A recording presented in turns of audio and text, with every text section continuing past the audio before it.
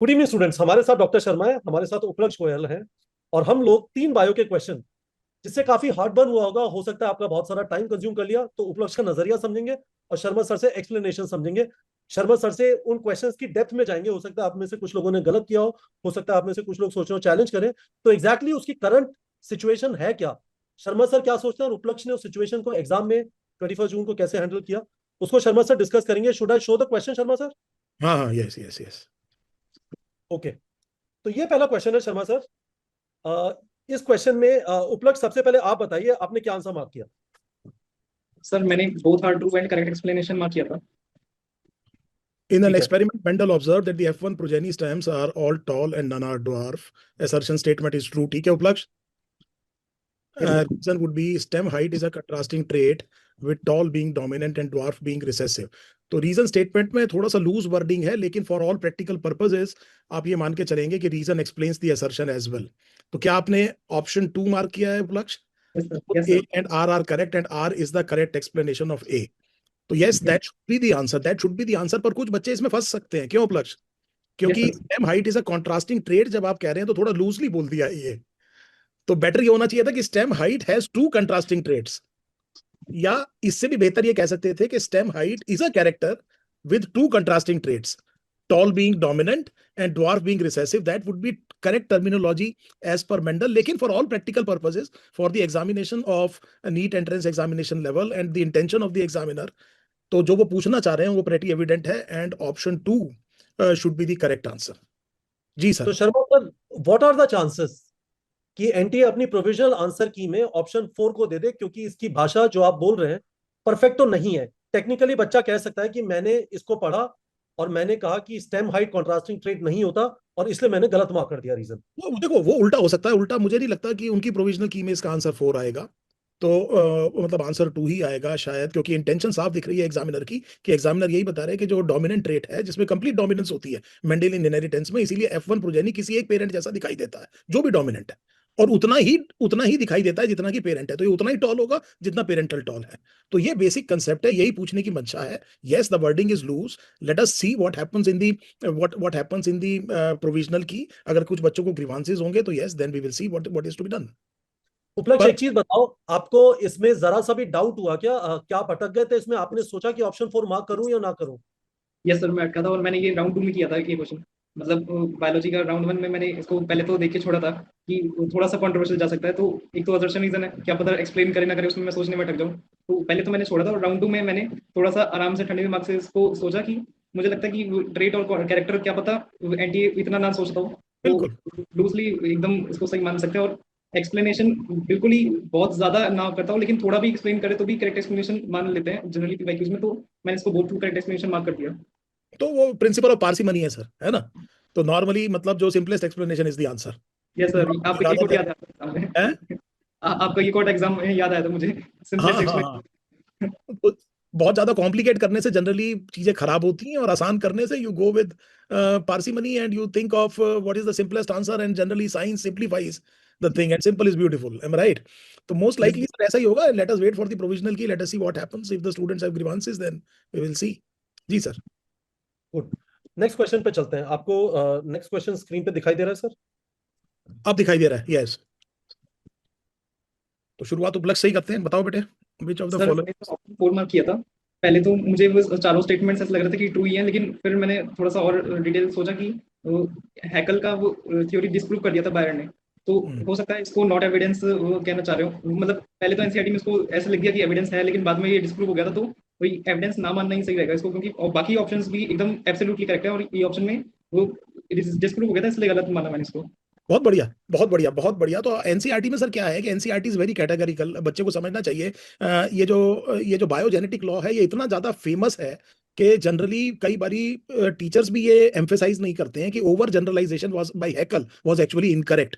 ये जो चीज थी, ये हैकल ने जो ओवर जनरलाइजेशन किया था इस लॉ का, वो गलत है। लेकिन क्योंकि ये इतना ज्यादा फेमस लॉ है, इसको हम ऐसे पढ़ाते हैं जैसे कि ये ठीक हो। बाद में ये भी प्रूव हुआ था कि हैकल ने जो एम्ब्रायो की ड्राइंग्स ली थी, वो ड्राइंग एक्चुअली आर्टिस्ट का इंप्रेशन थे। That is not how the embryo actually look like. और कार्ल वॉन बायर ने, अर्नस्ट वॉन बायर ने इसको एक्चुअली हैकल के कहने से ही डिस्प्रूव, पहले ही डिस्प्रूव कर दिया था कि कोई किसी का एडल्ट या किसी का क्या नहीं है, कोई एडल्ट या किसी का एम्ब्रियोनिक स्टेज नहीं है, बेसिकली सब अलग अलग जा रहे हैं, शुरू में कॉमन कैरेक्टर बनते हैं और बाद में जो स्पेसिफिक कैरेक्टर्स है वो बाद में अपीयर होते हैं। तो वॉन बायर ने पहले ही हैकल को डिस्प्रूव कर दिया था। तो हैकल, और ये लाइन है एनसीईआरटी में, तो ये लाइन एनसीईआरटी है। सो कितना बढ़िया लिखा है, embryological support for evolution as proposed by Ernst Haeckel. So I am not saying that embryological support for evolution is not a support. तो जब आप ड्यूटेरोस्टोम डेवलपमेंट की बात करते हैं उपलक्ष, तो इकाइनोडर्म को कोऑर्डिनेट के पास रखते हैं, तो आप एम्ब्रियोलॉजी पे गए ना, आपने कहा कि क्लीवेज कैसी, ब्लास्टोपोर का क्या बनेगा, तो आप किस पर गए, एम्ब्रियोलॉजी पे। तो embryology is a very very good, very very good evidence of evolution, है ना। आप जब प्लांट्स में भी देखते हैं एम्ब्रियोलॉजी में, तब आपको पता है कि एम्ब्रियोनिक डेवलपमेंट में आप देखते हैं पोलन ट्यूब बनी कि नहीं बनी, वो बहुत सारी चीजें देखते हैं, गैमेटोफाइट ये वो। लेकिन यहां पर हम ये कह रहे हैं as proposed by Ernst Haeckel, that is a very good question because the generalization और the over generalization by Ernst Haeckel was incorrect. So I agree with Upalaksh, option 4 would be the correct answer. Sharma sir, इसमें क्या option 2 भी answer हो सकता है क्या? That is the question. तो क्या है कि मुझे ऑप्शन थोड़ा टू, डाउट लगा था। ऑप्शन टू एनसीईआरटी में बिल्कुल क्लियर है। क्या कह रहे हो उपलक्ष? मुझे भी थोड़ा डाउट ऑप्शन 2 में लगा था, इसको मैं मार्क नहीं करता तो थोड़ा सा ऑप्शन 2 में लग रहा था। हाँ, मैं बता रहा हूँ ना, बड़ा अच्छा क्वेश्चन है। अच्छा, चक्कर क्या है कि जब आप कॉमन एंसेस्ट्री ढूंढ लेते हो तब आपको पता चलता है कि इवोल्यूशन डिसेंट विद मॉडिफिकेशन हुआ है। तो जनरली होमोलोगस कैरेक्टर्स जो है ना, होमोलोगी पर आप बेस करते हो। जब आप कहते हो कि यार जैसे फॉर एग्जांपल उपलक्ष, अगर आप देखो तो हेमी कॉर्डेट्स को हटा दिया कॉर्डेट से, तो हेमी कॉर्डेट को जब कॉर्डेट से हटा दिया तो हमने कहा भी उनके पास नोटोकॉर्ड नहीं है, स्टोमोकॉर्ड है। तो हमने पूछा कि यार फिर ऑब्जेक्शन क्या है, अगर उनके पास वो नोटोकॉर्ड नहीं है, स्टोमोकॉर्ड है। तो आपने एक क्वेश्चन किया होगा, हमारे साथ भी कई बार क्या होगा कि दोनों होमोलोगस नहीं है। तो जनरली आप कॉमन एंसेस्ट्री की तरफ फाइलोजेनी में जाते हो तो होमोलोगी की तरफ जाते हो। तो लेकिन क्योंकि कन्वर्जेंट इवोल्यूशन में अनरिलेटेड ऑर्गेनिज्म एक जैसे दिख जाते हैं, लेकिन वर्ड क्या दिया हुआ है कन्वर्जेंट के बाद में, क्या शब्द है, इवोल्यूशन। और एनसीईआरटी कैटेगरिकली जो है इन्यूमरेट करती है होमोलोगस के बाद में एविडेंसेस में एनालॉगस, और कैटेगरिकली एक पर्टिकुलर पैराग्राफ में कहती है कि अंस्ट जो हैकल है उसका वॉन बायर ने डिस्प्रूव किया था। तो मुझे लगता है कि ऑप्शन यस, एक बार कोई बच्चा जैसे कहते हैं ना ठिठकना एकदम की, थोड़ा सा रुका होगा, लेकिन और इसीलिए कई बार ये कहते हैं कि बहुत आसानी से अगर ऊपर वाले चॉइसेस का आंसर आ रहा है तो आखिरी तक देख लो एक बार। तो जिसने अगर चौथे तक नहीं गया होगा तो हो सकता है उसने गलती कर दी हो। तो उपलक्ष, आपने ये वाला क्वेश्चन भी राउंड 2 के लिए छोड़ा था क्या? नहीं सर, ये राउंड 1 में हो गया था, लेकिन पहले डाउट कन्वर्जेंट इवोल्यूशन पे लगा था, लेकिन फिर हैकल वाला स्टेटमेंट लगा तो वो मुझे ज्यादा गलत लगा, फिर वो मार्क किया राउंड 1 में। बहुत बढ़िया। ये फाइनल क्वेश्चन है जिसको डिस्कस करना चाहते हैं, which also has potential for confusion, wasting time of students and a potential situation. तो बताइए उपलक्ष, आपने क्या मार्क किया इसके अंदर? सर, थोड़ा इसको बड़ा कर मैंने लीजिए सर। किया और मैंने इसका ऑप्शन 1 मार्क किया, A B and D only. एक मिनट में, बहुत ज्यादा बड़ा हो गया सर। सॉरी, हाँ। ओके, हाँ बस। को क्या किया Upalaksh? Option 1 A B and D only. A क्या है, the descending limb of Henle's loop is permeable to water but almost impermeable to electrolytes. ये तो बिल्कुल ठीक है बेटे, this statement is absolutely correct. Line है एनसीईआरटी की, the descending limb of Henle's loop is permeable to water and almost impermeable to electrolyte. तभी जिस टाइम पे फिल्ट्रेट नीचे जा रहा होता है तो वो कंसंट्रेट होता चला जाता है, और सबसे ज्यादा कंसंट्रेशन हेयर पिन बेंड पे मिलती है। सही है, सही है उपलक्ष, एम आई राइट? बी पे आते हैं, the urine gets concentrated in Henle's loop. Okay, fair enough. Henle's loop की जितनी लेंथ होगी उतनी ज्यादा किडनी की यूरिन कंसंट्रेटिंग कैपेबिलिटी होगी। डाइपोडोमिस जो कंगारू रैट है उसमें बहुत लंबा लूप ऑफ हेनले होता है। तो बर्ड्स में और मैमल्स में हम ये कहते हैं को रिलेशन है लूप ऑफ हेनले का और कंसंट्रेटिंग कैपेबिलिटी ऑफ यूरिन का। तो ये बात तो मुझे बिल्कुल ठीक लग रही है, urine gets concentrated in Henle's loop. In Henle's loop फिर भी मतलब हेनलेज लूप का थोड़ी सी लूज वर्डिंग है, हेनलेज लूप का बड़ा इंपॉर्टेंट रोल है यूरिन कंसंट्रेशन में, दोनों कामों में, counter current exchange multiplier system में, जब वो बेटे यूरिनरी जो कि मेडुलरी इंटरस्टिशियम की ऑस्मोलैरिटी को मेंटेन करने में मदद करता है, ये भी बहुत इंपॉर्टेंट है। और दूसरा जो है यहाँ से जो थिक सेगमेंट है ascending limb of loop of Henle से, वहां से भी इलेक्ट्रोलाइट को मेडुलरी इंटरस्टिशियम में लेके जाते हैं, मेडुलरी इंटरस्टिशियम की ऑस्मोलैरिटी को इंक्रीज करते हैं ताकि कलेक्टिंग डक्ट से पानी बाहर निकले और यूरिन को कंसंट्रेट किया जा सके। तो ये मोर और लेस लार्जली थोड़ी सी लूज है, लेकिन इसको सही मानेंगे। तीसरे पे आते हैं, reabsorption of sodium and water takes place in Henle's loop. तो देखो ये है कि ये वाली स्टेटमेंट, नीचे चॉइस दिखाना सर। सर, इसने चॉइस देख के इसे छोड़ दिया, otherwise A B and D इसको सबसे पास में मिल रहा था। हाँ ठीक है, ए बी एंड डी लगाया है ना बेटे। Yes sir, yes sir. बहुत बढ़िया, बहुत बढ़िया किया, बहुत बढ़िया किया, क्योंकि एक ही जोड़ साथ के नहीं लगा होता। था। तो ए सोडियम और वाटर और का रीएब्जॉर्प्शन हेनले लूप में कहीं पर भी एक साथ नहीं होता, दोनों अलग अलग जगह होता है। थिक सेगमेंट पे सोडियम होगा रीएब्जॉर्प्शन, और वाटर होता है बेटे उसमें डिसेंडिंग लिम्ब में। पर असेंडिंग ये लिम्ब इसमें कहाँ पे लिखा हुआ है, ये कहाँ ना, पे लिखा हुआ है इस वाली चीज में कि एक मैं साथ चॉइस होगा? देख के कह रहा हूँ, मैं भी चॉइस देख के कह रहा हूँ जैसे उपलक्ष्य कह रहा है। तो ओके। यहीं पर वो डिस्क्रिमिनेशन क्वेश्चन हो गया ना सर। तो that is hmm. Why again he reach the right conclusion. इसने कहा जी A B and D would be the correct answer, क्योंकि एक साथ सोडियम, अब देखो इसमें 200 शॉर्ट प्रोसेस हो सकते हैं। असेंडिंग लिम्ब से सोडियम एब्जॉर्ब हो गया, डिसेंडिंग लिम्ब से वाटर हो गया, तो दोनों काम होते तो हैं लूप ऑफ हेनले से। तो बहुत बढ़िया होता अगर ए बी सी डी अगर चॉइस होती, तो फिर अकड़ बकड़ बम्बे बो शुरू होता है ना। तो लेकिन क्योंकि ए बिल्कुल ठीक है, डी बिल्कुल ठीक है, एक्टिव और passive transport of electrolytes occur in the ascending limb of Henle's loop, ये बात बिल्कुल ठीक है। एनसीईआरटी मेंशन करती है, हो सकता है बच्चों को पता ना हो इस कंसेप्ट के बारे में। असेंडिंग जो लिम्ब होता है सर लूप ऑफ हेनले का, उसके दो सेगमेंट होते हैं, एक थिन सेगमेंट और एक thick segment. You are aware of this Upalakshya? Yes sir, thin में पैसिव ट्रांसपोर्ट और थिक में अरे एक्टिव वाह, ट्रांसपोर्ट। अरे वाह, अरे वाह। थिन में पैसिव ट्रांसपोर्ट होता है और वहां पर वो फ्रीली परमिएबल है बेटे इलेक्ट्रोलाइट्स के लिए, और थिक में बेटे एक्टिव होता है। तो ये है sir, this is the concept, this is the concept, it is mentioned in NCERT, not in detail.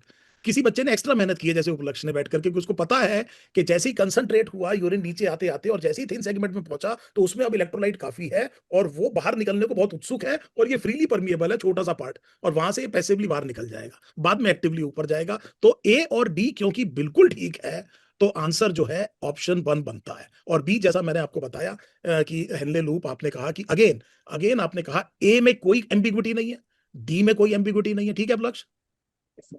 और ए और डी अगर हम देखें तो सर कहीं और भी है क्या ए एंड डी? सर यही चीज है, मतलब मैं आपसे पूछना चाहता हूँ क्या B, option number B NCERT में है या नहीं है? यूरिन कैट्स का यस सर, मतलब हेनलेस लूप के बारे में दो दो बॉस वो दिए हुए काउंटर करंट सर्किट दिए हुए, जिसमें Henle's loop important role play करता है यूरिन कंसंट्रेशन में। ठीक है, तो मुझे एक चीज बताइए, यदि बच्चे को ए बी सी डी नहीं मिल रहा और उसे लगता है ए बी सी डी सही है, तो क्या इसको बोनस की तरह ट्रीट नहीं किया जा सकता? नहीं सर, मतलब जब एबीडी दिख रहा है हमको कि, और क्योंकि जब हम कह रहे हैं सोडियम और वाटर एक साथ कहीं पर हेनलेस लूप में रीअब्सॉर्ब नहीं होते, तो नॉर्मली मैं अगर बच्चे की तरह सोच पा रहा हूँ, उपलक्ष्य तो टॉपर की तरह सोचेगा, हम अगर बच्चों की तरह सोचेंगे तो प्रॉब्लम यहाँ पर ये है कि बेटे जनरली बच्चे को ये आइडिया नहीं होगा क्या कि सोडियम और वाटर ये अलग अलग की बात नहीं हो रही है ना, ये एक ही जगह की बात हो रही है। तो ये स्टेटमेंट टेढ़ी है, लेकिन फिर भी सर मेरे हिसाब से आई डोंट थिंक कि, क्यों उपलक्ष्य आप बताओ। सर सबसे पहले जब मैं क्वेश्चन कर रहा था, मैंने सबसे पहले बी को फॉल्स करा था और बी सारे ऑप्शन में था, हाँ, और सी को ट्रू करा था। मैं एसीडी ढूंढ रहा था हाँ, लो और लो सर, डी ऑप्शन में था। गजब है। और ये तो उसके मैंने बाद भी फिर देखा। जब बी सारे ऑप्शन में था, तो मैंने सोचा कि अब एसीडी में से मुझे कौन सा गलत है ये ढूंढना है। तो ए और डी भाई, परफेक्ट है, तो सी को गलत माना और एबीडी मार्क करा। Why are we having discussion about B चारों में? तो शर्मा सर, अब मेरा सवाल यह है, उपलक्ष्य मैं आपसे पूछना चाहता हूँ, आपने राउंड वन के अंदर बायोलॉजी में कितने क्वेश्चन किए थे? हाँ, सर मैंने ये क्वेश्चन छोड़ा था, और एक स्टैम हाइट वाला छोड़ा था, और एक मैंने वो वाला छोड़ा था, वो डेटा का क्वेश्चन था, वो 75,000 टू 10,000 वाला। वो मुझे थोड़ा सा कंफ्यूजन था अच्छा, कि इवोल्यूशन क्या इवोल्यूशन किया, टाइमलाइन तो फिर सॉल्व हो टाइमलाइन। गया था। ठीक है, और ये बताइए कि ओवरऑल पेपर के अंदर राउंड वन में कितने क्वेश्चन छोड़े थे? सर राउंड वन मैंने वो बायो और केमिस्ट्री में वो अलग टाइप से किया है, और फिजिक्स में बहुत ही अलग टाइप से किया है। मतलब वो बहुत ठीक है। अलग था। और ठीक है। मैं केमिस्ट्री का वो ऐसे कह सकता हूँ कि केमिस्ट्री में मैंने मतलब 4-5 क्वेश्चन छोड़े थे राउंड वन में, और उसके अलावा वो सारे क्वेश्चन मैं वो कर रहा था कि जैसे ही अगर आ रहा है तो करो, नहीं आ रहा छोड़ो। बहुत तो इंपॉर्टेंट शुरुआत है। बायोलॉजी से करिए उपलक्ष्य। हाँ सर, बायोलॉजी केमिस्ट्री फिजिक्स। तो biochemistry physics which is good, बहुत बहुत बढ़िया। बढ़िया, बहुत बढ़िया।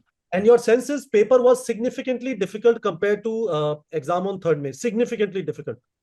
100% सर। मेरे ख्याल मैं से तो देयर इज नो ये डाउट अबाउट इट सर। कितना लेंथी लगा ज्यादा? वो वाला पेपर कितनी देर में हो गया था और ये वाला पेपर कितनी देर में हुआ? सर ये वाला पेपर पूरे 3 घंटे 15 मिनट में किया है मैंने। 5:14 पे भी मैंने आखिरी क्वेश्चन करा है और बबल भी करा है। और पहला वाला पेपर 3 मई वाला कितने टाइम में हो गया था? सर वो 2 घंटा पेपर, लग गया था। वो मैं पहले वो अनसर्टेनिटी थी नीट में बहुत, तो मैं क्वेश्चन पेपर को पहले देख लेता था कि कैसा है, इजी है, मीडियम है, हार्ड है, तो सरप्राइज ना लगे। तो उस टाइम पे दिख गया था कि ये बहुत ही ज्यादा इजी आया है, तो उसको मैंने सोचा कि अब इसको एक्यूरेसी से करना है, तो वो मैंने धीरे धीरे करने के लिए 1 घंटा बायो, 1 घंटा केमिस्ट्री, 1 घंटा फिजिक्स में किया था वो पहला पेपर। ऑलराइट। तो स्टूडेंट्स, हम लोगों ने 3 क्वेश्चन डिस्कस किए। हमने उपलक्ष्य से पूछा, उपलक्ष्य का थर्ड में को जो टेस्ट हुआ था उसके अंदर स्कोर था 710। यहाँ पे क्या स्कोर है, प्रोविजनल आंसर की तक वेट करेंगे। हमने उपलक्ष्य से पूछा कि उसने ये जो 3 क्वेश्चंस हैं जिनमें कंफ्यूजन का स्कोप है या कुछ हो सकता है, उपलक्ष्य ने उन्हें कैसे अप्रोच किया वो हमने सुना। और हमने शर्मा सर से ड्रिल डीप किया इन सारे क्वेश्चंस के अंदर वी ट्राई टू अंडरस्टैंड कि कहां से कंफ्यूजन जनरेट हो रहा है. Hopefully all of you got to understand this. Why we wanted to bring it to discussion, bring it in front of viewers, कि आप लोग इस चीज को समझ लें. If you want to challenge, हमने यहाँ पे लॉजिक भी सारा एक्सप्लेन कर दिया है. इस वीडियो से आपको चैलेंज करने का भी इनफ मटेरियल मिल जाएगा. हमने आपको ये भी बता दिया कि जो ऑप्शन उपलक्ष ने मार्क किए हैं, why they might be the options which NTA might provide in provisional answer key, but हम expect कर रहे हैं provisional answer key fairly early आ जाएगी. दूध का दूध पानी का पानी हो जाएगा. Then the whole process up to final result declaration will start. Sharma sir, thank you very much. Uplaksh, thank you very much.